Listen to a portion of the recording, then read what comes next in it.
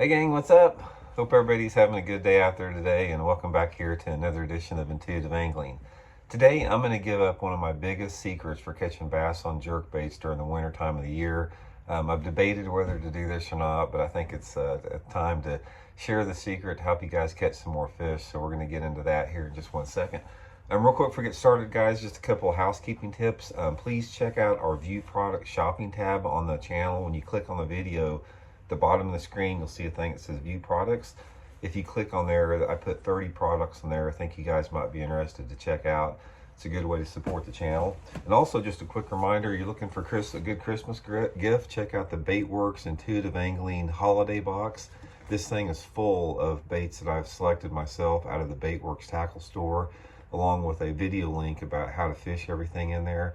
It's a really great Christmas present. You guys will really be happy with the stuff that's in here. I know a lot of these subscription boxes, seems like they got stuff guys have just cleaned out of their garage, but this is tournament grade tackle. You guys will really be happy to get what's in here. I'll include the Baitworks link in the description. You can order one. I much appreciate it, guys. Okay, I'm going to give you guys what I consider the biggest single secret in jerkbait fishing, specifically in the colder weather months when a lot of people fish jerkbaits. Now, first of all, just because this is the biggest secret of jerkbait fishing, it doesn't mean that it's going to equate to instant success, because jerkbait fishing is a combination of a lot of different control variables. Jerkbait fishing, we've talked about it before, it's the most complex technique there is out there in terms of you got to get the color right, you got to get the cadence right, you got to get the jerkbait profile right, you got to get the rhythm down, you got to know where to throw it, the right equipment setup. There's a lot of variables that have to come together, but there is one aspect of it that is more important than any other thing we're going to talk about. So the aspect we're going to talk about, guys, is how to manipulate the bait in what I call the sweet spot of a jerkbait cast. Now, here's what I mean by the sweet spot. When you make a cast on a jerkbait, you know, the bait hits the water and you jerk it down like that, and it's on the way down.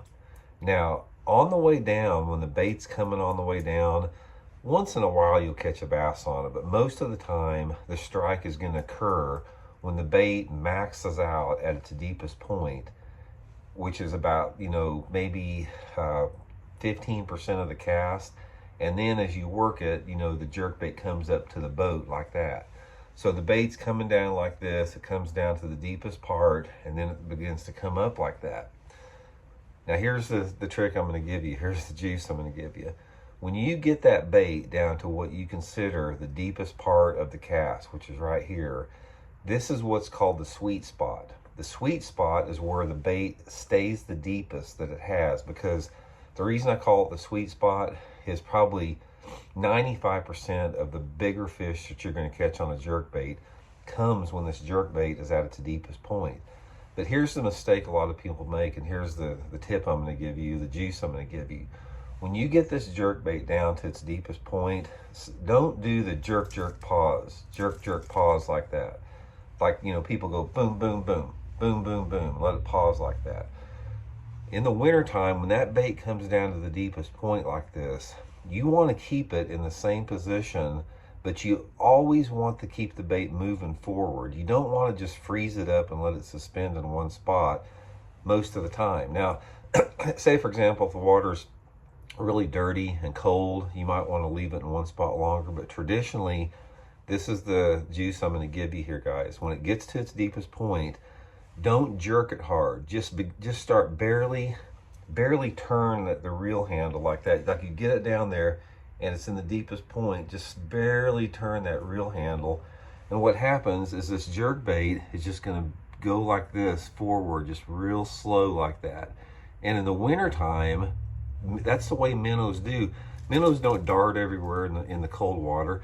They barely move. So just barely move that jerk bait, and then maybe twitch it just real gentle, just like boom, boom, just like that, and then just start reeling it real slow like that. Guys, that right there, what I just told you right there, is going to help you catch bigger fish than you've ever caught on a jerkbait before. before. And that's the reason that I use spinning tackle with a jerk bait, because you guys know that have watched the channel here, and all you guys have been on the water lessons jerkbait fishing with me. I use spinning rod 100% of the time. And I do that because when you're just barely moving that bait like that and just barely twitching it, you simply cannot get the feel for that jerkbait with a bait casting rod. That's why I use a spinning rod with 6-pound test Seagarn Vizex line, because you can really finesse that bait out there. So anyway, guys, the big tip, the big juice, get that bait in the sweet spot.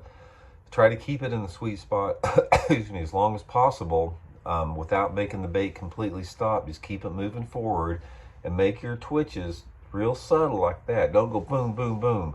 Just real subtle like that, and you'll catch a lot of those bigger cold water fish. So I hope you guys enjoyed the tip. I know it's going to help you guys out, and we'll talk later. See you.